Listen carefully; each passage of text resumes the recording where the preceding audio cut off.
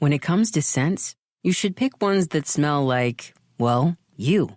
Target gets it, which is why they offer a range of personal care products with fragrances for everyone.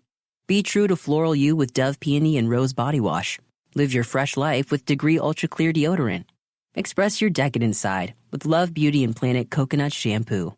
This spring, choose care that brings you joy beyond labels. Pick up new favorites at a Target near you or online at Target.com. Price drop? Time to shop. Get to a Nordstrom Rack store today for first dibs on new markdowns. Now score even more, up to 70% off brands everyone loves at Nordstrom Rack. Denim, dresses, sneakers, tops, and more. Plus, get genius deals on jackets, sweaters, and boots for the whole family. Shop your Nordstrom Rack store today and save up to 70% with new markdowns. But hurry, deals this great won't last. You are tuned into The Library with Tim Einenkel, rapstation.com. 10 years ago, I used to listen to rappers flow, talking about the way they rock the mic at the disco. I like how that shit was going down. Dreamt about ripping the mic with my own sound. So I tried to write rhymes something like them. My boy said, that ain't you, Ice. That shit sounds like him. So I sat back, thought up a new track. My next guest has probably heard every introduction about himself possible, so I'll keep this one short. He's simply a legend, and this year he'll headline the SiriusXM Backspin Presents the Art of Rap Festival Tour, along with artists such as Public Enemy and Naughty by Nature. He's Ice-T, and I want to welcome him to The Library with Tim Einenkel on rapstation.com. What's up, Tim? What's happening? Thank you so much for joining us in your house. Thanks. Hey, yeah. Thank you for bringing the studio to my house, man. You know, I got to get out, leave town soon. So you were like, Ice, I got to get this interview. And I'm like, come on, let's do it. Come over to the crib, and you did it. So if you guys hear anything in the background, that's Spartacus and Maximus probably breathing loud, but we're my home. True. So I want to start, Ice. I want to start out with on your podcast, Final Level. You talk about how you like to reflect on you talk about your music and how you used to use it, or you still might use it as a way to deter, as a deterrent. You would like have a story about a bad guy, and ultimately something bad would happen to. Absolutely. Well, when I started rapping, really, I was deep into Iceberg Slim, and I read his books, and I was able to read through the pimping into the warnings he was given about the game, about drug addiction, about losing contact with his mother, just all these things that I call the B side of the game. Like, we can always talk about being the biggest drug dealer, the biggest gangster, but how many funerals have you gone to? Or do you know what it's really like to have people after you? You know, I mean, I've lived a part of my life where people would threaten my life, and they say on sight, man, we gonna kill you. So you have to, in my music, I always wanted to show both sides of the game. Like, there is a flamboyant side to it, but there's a horrific B side to the game. So when I would write records, I would always hit the floss of the hustle, but always end up with the pain. Like, one of my first records was it's fun in the beginning, but it's pain in the end. Because that's the truth.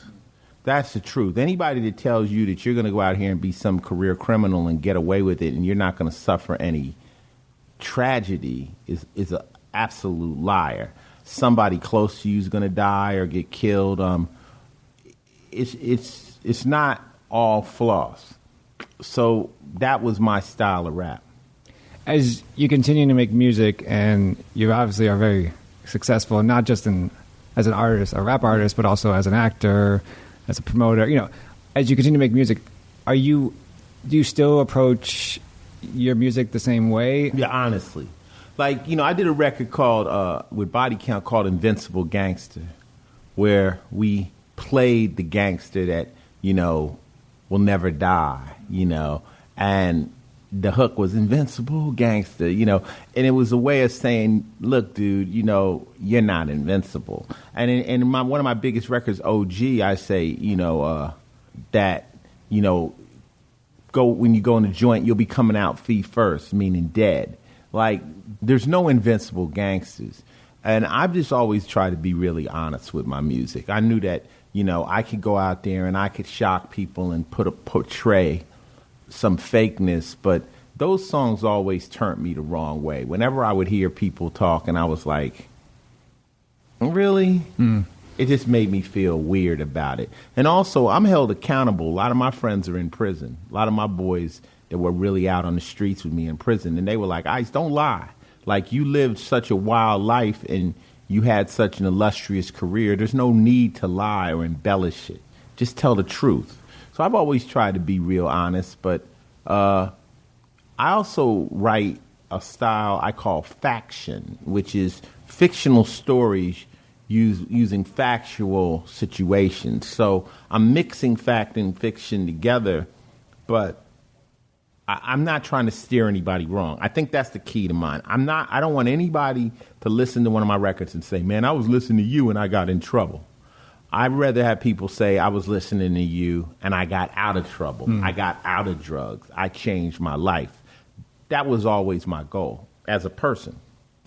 One thing I really, one thing that fascinates me about your career and what you've done is that you're an artist of many, as I mentioned, as many subsets. Like you're a rapper, you're an MC, you're an actor, you're a podcaster, you're an author, and the public knows the artist Ice-T, but there's also Tracy, the man, right? Yes, sir. What is the major difference between Ice-T and Tracy, but also how do you separate these two? Well, Tracy has pretty much accomplished what he set out to do. As a person, I just wanted to get out of trouble, and I was looking for a lane.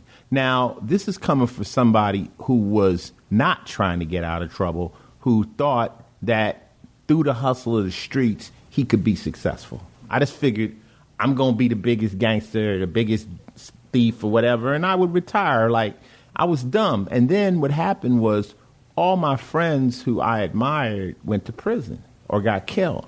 And they told me, dude, you have another lane. Take it. Don't take this one. You don't want to sit up in here with us. You're free. So here comes hip hop. And I'm like, well, what am I going to rap about? You know, I may not even be the best rapper. But then it just hit me. It's like you have an arsenal of information that most people don't have about the game. You've been out there on the front lines. Use that. So I add that, take my Iceberg Slim influences. And if you really listen to my music, you almost got to listen to them like books. Like it's documentation, it's stories. It's not party shit. It's you know, I was just listening to one of my records called The Lane today that you guys played on Rap Station. And I was like, it pretty much broke the game down all the way. So I wanted out. Now, as options came, whether it be acting, I knew my other option was the penitentiary. So I tried to act my motherfucking ass off. I just tried my best. I would apply myself to it. When you say podcast, I'm like, well, I want to try to have the best podcast. I know that every one of these lanes I take steer me away from the nonsense and the bull. So now Tracy is like doing okay. I mean, I'm not Bill Gates, but I've hit a level of success where I'm comfortable, and I'm just chilling it really mentally. Now, Ice-T, when I make music, I have to drop back into that other Ice-T and continue to teach and preach and come from that perspective of, you know, so all the time, like I'm telling my wife all the time, I'm like, you know, you got to be careful about this. You got to be careful like this. And at some point I have to say, because I was those other people. You don't think people out here looking at your jewelry? You don't think you post on Instagram? I mean, like, to me, Instagram is like Uber for robbers. It's like a way I can look at your Instagram and see your jewelry, and then you're going to tell me where you're going to be. You know, so, or I can look at the picture the next day and you ain't got that same piece on, so I know it's at your crib. So my brain still has that criminal mentality, and I kind of like can go there to make music. I can go there for acting. I can go there for other things. But truthfully, I'm like, you know, in the last scene of The Godfather, I'm out. I want to play with my grandchildren in the rose bushes. You know what I'm saying? I mean, and I think most people from the underworld, they trying to get to the green pastures. They're trying to get somewhere where they don't have to kind of look over their shoulders. So I'm at peace. And you're at my crib. I got fish aquariums. It's very mellow. It's, brightly colored. It's not nothing negative around me anymore. And I don't even deal with negative people. And like my friends even know, man, don't bring that around Ice. You don't want to hear that, because I know where that leads. You mentioned television, and you mentioned talking about being an artist. Law and Order's just finished its 17th year. Believe it or not, I can't believe it. How do you find time for Ice-T, the MC, to write? I don't write as much as I used to be honest. But if you give me a hot beat, I can write the record in a matter of an hour, like within an hour. I kind of like the way, like when I first started, I didn't have my own music. So as a young MC just starting, I had to write hundreds and hundreds of rhymes, and I would hope I would get put on in the club and they would just throw a beat on. I had a bunch of rhymes for that. But now once you start making records, you write rhymes differently. You listen to beats, and then you kind of contour the rhyme to the beat. It adds to the flow of the rhyme. It makes it better. So what I need is some, producer to come over and drop me some beats. I can write on the spot. Real professional rappers can go in the studio and just almost write right there. But then I also keep a whole bunch of freestyle rhymes I write just to have in my clip in case I got to go on stage. Like I was just the other night, I was at Naughty by Nature's show in Indianapolis, and Vinny gonna bring me on the stage. I got to bust some rhymes. Nobody wants to hear a record. Right. They want to hear it. So you got to keep some on your hip just in case. But it's not, rule one, if you make records, never battle a rapper that hasn't made a record, because they have an arsenal of raps no one's ever heard. They have tons and tons of stuff. They're waiting to get put on. So they got so much material where most of your material probably has gone out on records. So now, you can't go to that because now you're coming off the record. That's a sin, in live performance unless you're doing your show. So that's a rule. Like one of my rappers that I work with is named Trigger the Gambler. Trigger's from SMG, which is Smooth the Hustler, his brother. Smooth got the record deal. Trigger was signed to Def Jam but never got put on, right? He got caught up in the mix with DMX and all that, and he ended up not finishing his deal. Never battled Trigger. Never battled Trigger. Trigger can stand over here in his house and rap for 4 hours. Wow. Yeah. Just so many rhymes and rhymes and rhymes that have never really gotten on wax. So I would never do that. I'd be like, nah, I'll pass. Knowing from when you started and knowing to kind of seeing it all, seems like. Mm-hmm. And you kind of touched on this with interview with Davey D a while ago, and when you were talking about your album, Ice-T 6. Mm-hmm. But I want to get into that later. But knowing what you know now, is there a key for longevity for new rappers that come out, and how important it is for them to have their kind of feet in other industries or parts of the industry? Well, first off, I'm an album artist. I'm not a single artist. I never really liked making singles. I like making albums because I like making 10 songs to kind of mesh together between stuff. I also think if you're a real artist, a new artist, try to get people to feel you and know you outside of the music. Like, not just you clowning on Instagram or clowning on YouTube. I think that's why J. Cole has legs. I think because people kind of feel him as a person, Take advantage of your interviews and make them more than just promo moments. To me, a star... See, you could be a rapper or you could be a star. Pay attention. This is real shit. There's 5 points to a star in my book. It's your show. It's your video. It's your record. It's what you say in the press. And 5th, one of the most important, how you treat people who physically meet you. Like, you can have a great video but a whack show. You can have a great video and a whack show, but the album sucks. You can have all three, but then in interviews you sound like an idiot. Or you can have all four and then treat people like shit. You have to hit on all five of those, and then you can be a star. And what I mean by a star, you can transcend rap. They'll have you hosting different events. They're going to say, oh, have you come over here? Polo's doing an event. We want you over here versus being a rapper. Now, Queen Latifah is a star. You see what I'm saying? You break out of the mold of just what you do. And you have to be sincere about those things. You can only fool the people for a little while. Talent will last. Like, if you're talented, one person told me a long time, I think it was Ludacris. He said, if you can be successful in anything, you probably can be successful in other things because it's 90% work ethic. I agree.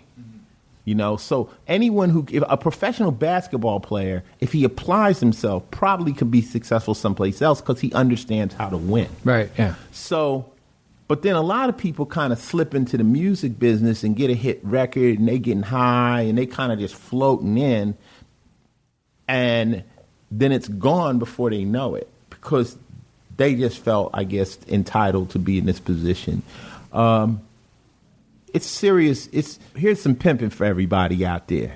From the Mac, there's only one thing harder than being the Mac, Tim. Stay in the Mac. Can you dig it? Yeah, I dig it. Speaking of generational, you have the new school and the old school, so the true school. Mm-hmm. And we talked about this, and you talked about this on your podcast, Final Level. But I'm acting like nobody's ever heard the Final Level podcast on yours, just for the hell of it. So when Macklemore dropped Downtown, right? Yes. Which featured Melly Mel, Kumo D, Grandmaster Caz, there was a lot of blowback from people because they just felt that he shouldn't represent the culture, the old school.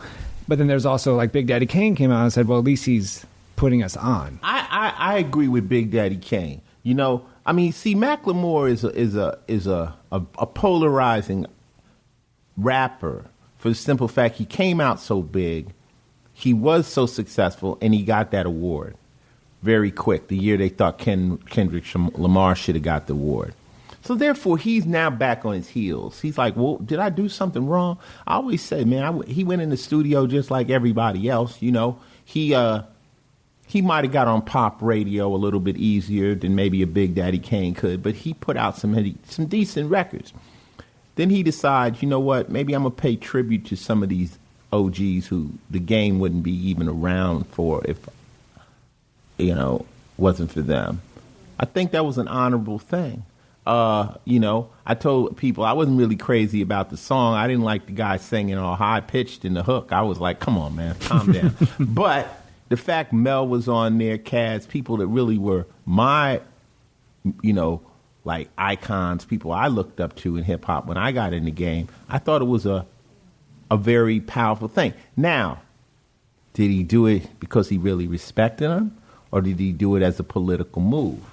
I don't think he got enough power as a political move. It was more hate than positivity. I think he did it because he really respected him. I mean, one of his early records, he said something about Wu-Tang. You know, you can't just really get into hip-hop and not have listened to previous hip-hop. Right. You know, you just can't rap and not say, you know, I mean, I meet so many artists today. There's like, man, I sat at home. I had bought 3 of your albums before I ever got my foot in the door. You know, so I think he is a true hip-hop fan, and he's just trying his luck on top of the beat, and you can't be mad at that. Why do you I mean, is there such a generation gap because of something with a label, like labels not allowing newer artists to take on older artists, or is it something different? It's political as far as putting people on your records. When you sign a record deal, when you have a record deal, you're signing what's called an exclusive recording deal, which means you cannot record on another label. So basically, you taking this label on as a pimp.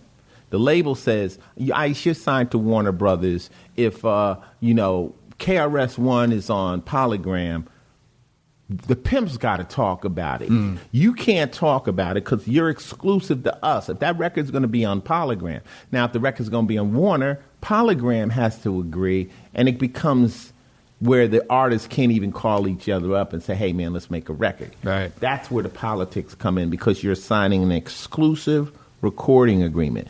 The reason labels do that is they don't want, whoever's hot. They don't want Drake to run around and record on all these other artists when they're on these other labels when they gave him the truckload of money for the deal. They're like, hey, wait a minute, you're selling records for them. So it gets into gangbanging and shit. But it takes away a lot of the musicality. It takes away the fact Chuck could call me up and say, Ice, let's do a jam. And that's what spreads everybody out. Now that most artists are kind of like indie, everybody's jamming together again. When you hear all these mixtapes, you're hearing all these artists working because they're saying, fuck the label and let's do it. Now, the listener says, fuck the label, but you can't do it. They just think, oh, yeah, this fucking... Then you get sued and you don't get your royalties. And, it's like people like people to be rebellious, like break the rules, but it's not them breaking them. It's easy to say, oh, Ice, why are you paying attention? Tell Dick Wolf to get fucked. No, dude. That's you. Just let me handle my business. And also, it's kind of your word, too, which is you're agreeing to this, that you're not going to do records on other labels, and then you want to do them. Now, I did it. I made Warner Brothers so much money that when I would record with other people, they would never say anything. Maybe because some of my other records with other people didn't blow up. I'm sure if one of those records blew up, they would call, hey, shouldn't we be getting some of that money? But they let me work with other people. It never became. See, a contract also is there, but they can pull it out when they want to. So you could be the executive, say, Ice is breaking the contract, but Ice just got us a platinum record. Let it go. Right. Now, if you want, you can pull the contract out, but it's petty when that happens. When people start pulling out contracts, shit has gone bad. This summer you're going to go on the Art of Rap Festival. Yes. Before I get into that, do you remember your first live show, and then also, or a live show, and then also which live shows have you seen or performers have you seen that you kind of take bits and pieces from? Everybody. Well, my first live show, I used to rap in garages. Like my friend, my DJ Evil E had a group called the New York City Spin Masters, and they would play around town in garages. Like in L.A., that's where the party would be. You'd have the house, then the garages in the back, and then that whole driveway would be full of people, and that's a house party. Most times we wouldn't be up into people's houses. And then so they had the gigs, and I would go with them and rap. And that's how Ice-T was getting his name around L.A. I would just pop up. I'm not even on the bill. But after the end of the night, everybody knew my name. My first real show, here's another one. I did a rap contest at Carolina West, and Curtis Blow was the judge, and I won. Wow. And that was a pivotal moment in my career because I'm still in the streets hustling. I just had a few raps under my belt. And to get up there in at a contest, which I wasn't even planning on going. It was just like the middle of the night in the club, and they like, we got to do a rap contest. And I'm like, my homies was like, go, go, go. And I did it, and I won, but Curtis Blow was a real rapper. Did you know he was going to be there? No, yeah, I didn't. I don't think we came there for Curtis Blow. Curtis Blow was in the house, right, you know. Okay. And then they was like, Curtis Blow is here, and we're gonna do a rap contest. And I'm like, what? I'm like, so I get in there and I'm rhyming, and he said I won. And for Curtis Blow, like I say, a real live rapper. At this time, he had Christmas rap out. He was the shit. I'm like, he thought I was that good. That kind of like made me really think like, shoot, I could have lost that and I could be in prison today. I could have been like, nah, I ain't rapping. But he knows it, and I've told him many times, and it was one of those moments that blew my mind. Now, as far as taking stuff from other people, I'm that artist that sits on the side of the stage through the whole concert tour. When I go out, when I'm on rock band, out on my rock tour with Body Count, I'm on the side of Cannibal Corpse stage. I'm on the side of Suicide Silence. I'm on the side of everybody who's performing. You learn two things. You learn what not to do. You learn what to do. You learn what works. And you're not going to bite, but you can become inspired. You can see. Like I remember one of the nights, we were in Montreal, and I stood on the side of the stage, the Lamb of God. And there's this thing they do in metal called the Wall of Death. And I've seen Walls of Death, but I've never seen. This is when, for all you hip-hop fans, they split the pit into two sides and separate the crowd to where the whole front of the stage is empty. And there's two walls of people on two sides. And then, that's usually during the breakdown of a song everybody likes. And then when the breakdown drops, they just run at each other. And it's crazy. And there's usually one or two fools standing in the middle, waiting. And it's just mad. And I saw Lamb of God do the most pristine Wall of Death in Montreal. And it was funny because Randy, the singer, he came off the side of the stage and he had them all backed up. And he was drinking water, and he comes over to me and Coco. He goes, "Watch this, Ice. Watch this. Watch this. Watch this." And then and the shit went bam. And I was like, "Yo, that shit is dope." But of course, touring with Public Enemy, we're gonna be out there with them. We got some of the best performers out here. You're gonna get a chance to see Public Enemy, which is, to me, the piece de resistance of hip hop. It's like there's nothing like PE, especially with Flavor Flav. Now they got a band, and it's just Public Enemy. You got to go see that with Griff and the S1Ws and the whole shit. It's bananas. And then you get to see Naughty by Nature, who Tretch is one of the most powerful spitters.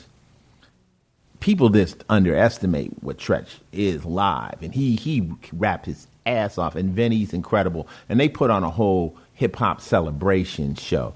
And then, Mobb Deep, you're just in the presence of some the music of Mobb Deep and the whole attitude of P and Have is just so gangster coming out of Queensbridge. It's just something to behold. So I like, Big Daddy Kane isn't on this one, but Kane gets out there and busts splits and shit. And, I love EP. Wait, still does splits? Still does splits. LL, my old school nemesis, you can't fuck with LL on stage. LL's a beast.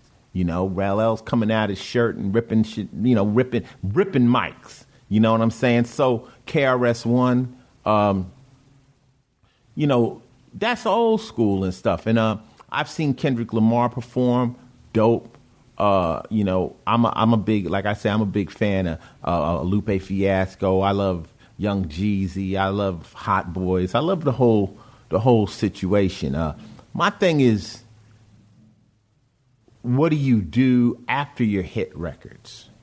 A lot of rappers can get up there and they got that one song on the radio, and then it's just downhill for there, and they're just kind of walking around back and forth. So, NWA put on a crazy show. Ice Cube and Dub C. To me, a good MC takes you into his world. Like, you'll know immediately that's their stage, and they're going to do whatever they want to, and you're going to follow suit. So, I love great performers. And, my Ice-T show, people that have seen it, never had anybody say nothing bad about my shows. I always give you 110%. And we're working on a brand new show for the Art of Rap Festival, because I got to go on in front of PE. I'm going on in front of Public Enemy, so I can't come out there slouching. So I gotta have my beats up. I gotta be ready. Is it important for you to have already? You mentioned Naughty by Nature. You mentioned Public Enemy. Obviously, there's Mobb Deep, EPMD, MC Light. Is it important? How important is it important for you to have you seen their show prior to them having them on the bill? No, not at all. Not at all. I've seen enough rap shows, so I know what people do and I know what people don't do. I know the tricks. You know, like we used to do these things they call show savers. You know what a show saver is? No. That's when you start throwing shit into the audience. That's when you're throwing, who wants a T-shirt? You know, that's a show saver. Another show saver is when you yell out the next group's name to get the screen. That's a, you know, so you know you're dying on stage. Yo, you ready for Public Enemy? You know, and then they finally scream. You're like, okay, I'm gonna get a scream during my set some kind of way, even if I got to yell out the next motherfucker. You know, so there's a lot of shit that can go. I think now with all the electronics, there's a lot less record skipping. I remember we used to come out and it was a thing like, were you going to use a DAT machine? Were you going to use playback? How real was it? But then the records would skip, and when the records would skip, it would be bad. Now I'm an artist that only raps over instrumentals. I'm not coming out there rapping over my vocal. Only reason I could see rap over your vocal is if you're in a club and they throw your record on and they want you to rhyme with it. They just happen to throw colors on and you're just singing along with it. But in a concert, I want to hear the MC's voice. I want to hear the vocals. I want to hear Rakim do what I've loved hearing him do live. So that's why I come to a concert. So we're doing live vocals. And you can mess up. Of course, if the record skips, you can fuck up. But it doesn't matter, man. You got to keep the momentum and the energy going. How long's the tour for? Well, what happened with the Art of Rap was, since we're talking about the Art of Rap tour now, after I did the movie The Art of Rap, it was an incredible response. And people were like, you should make a TV show. You should do this. You should do another one. You should add to it. And I was like, you know what? That's for you to do. Hey, Max, kick him again. Max, if you want to sleep, Max. King Maximus, he's a motherfucker. He's a now Spark decides to lay right under the table. Yeah, once again, we're at my house with my dogs, and this is really their house. They're looking at Tim like, you telling me not to sleep? So deal with the snoring. Hopefully it's not going too deep in the mic. But I think that's how he feels about my interview. But so they wanted to do a TV show of it. And I was like, we know what, that's for you to do. People say, you should do one down south. I'm like, that's for you to do. So I think there's way more documentaries in the tune of The Art of Rap. But I I kind of dropped the mic. I did that, and I really want to move on and direct features and other things. Now, we still have the brand. So Mickey, who's my partner, who was the executive producer along with me on the film, who helped me get all these artists together, like, I had the camera crew. Somebody had to be on the phone, like saying, Ice needs you here, this, that, and the other. Mick did that. So I said, Mickey, you're a promoter. You've run agencies. Take this tour. Take the Art of Rap and let's make a tour. Let's use old school and new school people that we respect and put them on the bill. And we'll do a tour with people that don't have records on commercial radio right now, just artists, but they all have gold and platinum records. So we did 2 last year, sold out, 15,000 people in 2 different arenas. And we got help from a guy named John Reese. John Reese is a big-time promoter who I met him doing Guns N' Roses. So he's on that side of the field. He also did the Mayhem Fest. He does Knot Fest. He does all these big fests. So he knew how to do it. He is a big Ice-T fan, big hip-hop fan. And he helped us put it together with Live Nation. So this year we come back with 8 shows, which I think now have turned into 10 shows. Because what happens is when you say you want to do this tour, people go, yeah. Then when the tickets start selling, people, other people in different regions, like, I want to buy the tour. Because people they don't believe in it at first. Right. So now we've got a lot of shows. The headliners are Public Enemy. The roster changes in different areas, deciding on how big the arena is. But I'm going to be out there for pretty much all of them. And I plan on having fun. I love MC Light. MC Light was like with me backstage the first time we both performed in the Latin Quarter. She was scared as shit. I was scared as shit. And it was funny. We were standing backstage, and Red Alert was on the mic in the Latin Quarter. Attention, there are girls snatching ropes in here tonight. beware, there are girls snatching rope. So it was one of those nights. It was one of those nights. So we're just looking to have some good shows out there and have some good fun and keep hip-hop alive. Before we finish up, I kind of ask you a few more questions. We got plenty of time now, Tim. You're in my house. We're kicking. We can eat a sandwich or something. We can chill. This Saturday, June 4th, it's going to be Ice-T 6, Return of the Real, will return 20. It'll be the 20th anniversary. It's crazy. In an interview with Davey D, it seemed like, when you talked about it, it seemed like this album really signified a turning point for you. You told Davey D that the album was on some real Ice-T stuff, and that it didn't matter if controversy followed because, quote, I've hit this level of success where I'm more dangerous than ever because I don't have to sell a certain amount of records. Yes. After the release of the album, did having that mindset? I've had that mindset, really. I've had that mindset ever since Home Invasion. And, you know, there's a pro and a con. There's one pro that when you're really, really hungry, you're so concerned about making this hit record that you're on it 110%. And there's another one that says, well, once you pass that and you now financially are straight, you can't make another good record. I did Return of the Real in my house. I had my own recording studio. I had people able to come through and pop up and, jump on the record and have some fun. I used DJ Ace out of L.A. to do a lot of production. I was just in my groove at that time. I think Home Invasion happened right during the cop killer controversy, so it was kind of hectic and sporadic. I was just mad at everything. Wow, shit. But then by the time I did Return to Real, I was just like back in my groove, just talking my shit. And, it's got some good songs on there. I think, the thing of it is when you do a bundle of songs like an album, if you can pull out of it 3 good records, it's a great accomplishment. But then a real Ice-T fan is going to eat up every track. Right. They're going to be like, yo. So I put on, like I said earlier, I'm an album artist. I want to put on an album and just ride to it like a Sade album. I want you to be able to go from one track to the next track. You're going to have favorites, but I wanted to roll smoothly. So that was the one we did with the Roman numerals with the bullet holes through it. And the fact that you're telling me 20 years is crazy. It's like I did so many records that every month it's an anniversary. I mean, it's so many, like, they go, oh, yeah, well, OG, 25 years, Brian Paves is 30 years. So I'm just like, so 20 years on that one. It's crazy, but it seems like yesterday. And then I slowed down making albums. I did after that, I did The Seventh Deadly Sin, which was kind of fun. And then I recently, 6 years ago, I did the Gangster Rap album. And people ask me now, they like, well, you going to do another rap album? I'm like, I'm not really motivated right now to do a rap album. I have to get inspired. Like, I got inspired when I listened to Scarface's album. When I listened to Deeply Rooted, I wanted to do a record. And I talked to Face about it. And Face like, I produced all those tracks. I'll produce you an album. And I'm like, you know what?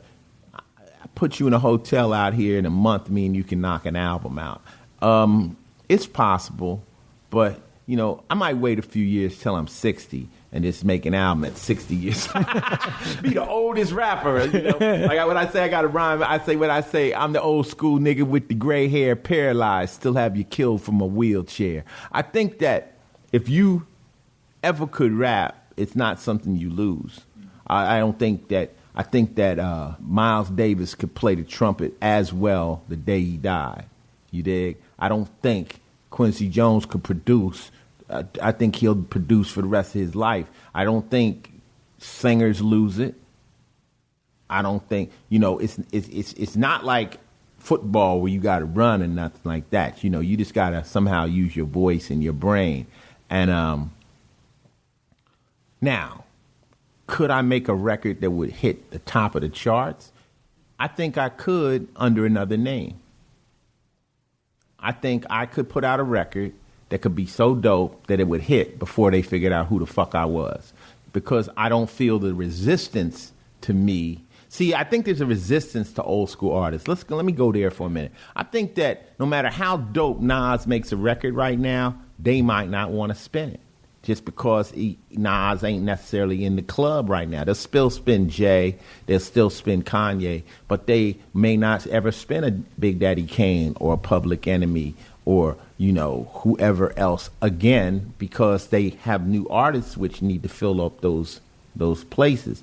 But if I went off to Europe and I rock with, say, Prodigy or somebody and call myself, you know, Ill Master Will or some shit, you know, and, you know, just people be like, that shit's dope. That sounds like Ice-T, though, but that, you know. And they, so it'd be the same style. I mean, it would be the same. It would be Ill Master Will's same style. It could be a different style because I got a lot of styles. You heard Analog Brothers. I could flip it, but I could do some other shit and it could hit. But I would do it as a ghost name. You know, you got ghost writers, right. like ghost names, like be like, hold up, that's Rakim, you know. But because that way you could bypass the resistance of radio. And I'm not saying it's hate. See, the thing of it is I've been on the cover of so many magazines. I've done my thing. I've gotten my accolades. I'm not mad anyone else is on the cover of the magazines. It's only right. It's time for them, you know. So God bless them and stuff. But at the same time, I think that there is a little resistance to playing a classic artist. Will they ever play a LL record on the radio again in rotation, no matter how good LL Cool J is? So maybe you might have to come up with another name. And I put an album cover out with some little kids and shit standing there looking crazy. They be like, oh, this is a new GS9, motherfucker. We never heard of this little nigga like that. Before I know it, I got a hit record and I come out, ha-ha, nigga, it's me. You know, so but music is music, and I just have fun. You know, I got some treats on the Art of Rap tour, some unexpected shit I'm doing with some new school stuff that's gonna catch people off guard. They're gonna be like, oh shit, you know. So we'll see. Secret shit. You obviously had you have a huge discography, but do you ever go back and look at your discography or even look at new stuff you've written and are still kind of like in awe that you wrote this kind of verse? Like, is there a verse out there that you're like, oh shit, I can't believe I wrote that? Well, you know what it is? It's like, it's so much stuff that sometimes people have to say that song's my favorite for me to go back and revisit it and go, yeah. You know, I somebody on Twitter just sent me this thing where they went through all my records, and I said, I read the whole article and I impressed myself. It's like, wow, that's a lot of music. My music is for a particular type of listener. People that want information, people that like the person that would like reading, you know, Mac and Gangster. Or some Donald Goins shit or some Real Hustler shit will really dig into my music. You know, I mean, if you want party music, if you want something different, you ain't gonna dig it. It's not for you. My stuff is for players. You know what it is? I always rap to myself. Like, my target audience was another dude just like me. I never rapped to girls. I never rapped to squares. I never rapped to people, even though a lot of my shit was attempting to define things like some of y'all niggas is bitches too, or straight up nigga, or I was trying to divine or hustler, or you know, what a player really is, or what a high roller is. It's like their definitions. I think, you know, in the beginning of Power, I define Ice-T. I say, I'm living large as possible. Posse's unstoppable. Style, topical, vividly optical. Listen, you'll see 'em. Sometimes I'll be 'em. That's it. That's breaking it down. That's what I do. Sometimes I become the character that I'm talking about, and if you listen hard enough, I want you to see it. It's vividly optical. So that's the Ice-T style, and, you know, Chuck says, he says I'm one of the better storytellers, so... One of my favorite records is called The Fifth, and it's a song that we deal with a guy who's trying to get in the syndicate, and it's a gangster movie, you know, And and in the middle of it, it has a cinematic moment where this guy crossed me and I have to murder him in the middle of the song and stuff. Blood flows like sands of the hourglass. Cash moves everything. Bitches and G-strings. Gats flash and muggers make cream on a stick move. Improve your dope flow. Come max with the long dough. High rolling, back breaking plot diggers. The ill niggas. Comanche style. Blood letting weapons of death. Stop your breath if you flip on the click. A hot thump to your chest and your back just rips. You want to be a made man, the fam accepts no mistakes. Chop the bodies, lots of funeral wakes. Make your bones, bring a rat back dead just ahead. A cop's better, use this Beretta. Snitch, bet your bitch you in a pre-dug ditch, 'cause I command a whole battalion of life takers. It's some other shit. Some other shit. Play it. A cop's better, use this Beretta. Snitch, bet your bitch you in a pre-dug ditch, 'cause I command a whole battalion of life takers. Plus the other bosses wanna see your guts. Check your nut, dump the body in the desert. Here's the keys to a truck. Me, I'm overloaded, born hard and scarred. Crime intellect more complex than nerves in your spinal cord. Bank jobs my forte, nut off a gunplay. Hostage taker, I killed my brother with a salt shaker. He tried to short me a buck, what the fuck? A nigga that lies is a nigga that dies. No cries for the punk, he got trunked and bombed. Since he tried to steal, I chainsawed his arms. I drank blood from a cup when I wanted in. Plus the bosses up north made me kill my friend. They told me, this ain't no game, kid, you're in it. Get down with the syndicate, but never admit it. But, you know, that's one of my favorite songs, and that's not everybody's favorite, but I like the cinematics of it, the whole breakdown of the game, and the whole hook is, you know, who is this? And then the voice says the syndicate does not exist. Coming off where the mob used to always say the mob does not exist. It was fun. I think to me, music should be entertaining, and I always thought with an Ice-T album, it's not meant to be danced to. And we used to use beats that you couldn't dance to. Because I was the nigga that was like, you know, you motherfuckers dancing around and shit. We trying to get money. So my music was like sit in the cut with your drink and your girl and listen to this book. Right, okay. Listen to the game. Don't be dancing around when motherfuckers is talking. So that was my intent. And we intentionally used beats you couldn't dance off. Ice-T, thank you so much for joining me at the library with Tim Einenkel. Perfect place to stop. Peace. Come to the Art of Rap concerts. You know, we just added a new one in Frisco. It's going to be crazy. Art of Rap Festival 2016. Thanks, Tim. Always. Thank you. Church. Cops on the take, I got moves to make. Feds ain't that easy, I still got them to shake. They had my man's bitch wired for a month and a half. Snatched my nigga up in Aspen, bails $5 million. Bounced him out in an hour, power. Went and met him quick, hit him with an ice pick. Can't take no chances, he romancing with whores. No telling what he spilt when behind closed doors. The fans' protection and loyalty is top priority. Violate, your body is found in 3 states. Cargo is heat on a Hong Kong cruiser. Glocks and D4 contacts your cruiser. No cash, they want a ton of crystal meth. High risk will bring more riches than the national debt. We launder money through the SNLs and pro ball teams. Ain't no business untouched when it comes to cream. Documents forged from my hitters from Jamaica. In and out of town before you hit the ground. This is the mob, baby, now you're on. No off switch. Suffocation, throat lacerations, you snitch. Motherfucker, now you're in for life. Rat on the fam and we'll kill your wife. Fuck up a scam and you'll feel the knife. Who is this? The syndicate does not exist. Motherfucker, now you're down for life. Rat on the fam and we'll kill your wife. Fuck up a scam and you'll feel the knife. Who is this? The syndicate does not exist. Your Space Coast vacation is preparing for liftoff. Start counting down now. 10, 9, 8, 7, it's time for a beach vacay that feels like heaven. 6, 5, 4, come explore Melbourne and the beaches. 3, 2, 1, it's time for some rocket-filled fun. Count down to your best beach vacation ever on Florida's Space Coast. Launch your planning now at visitspacecoast.com.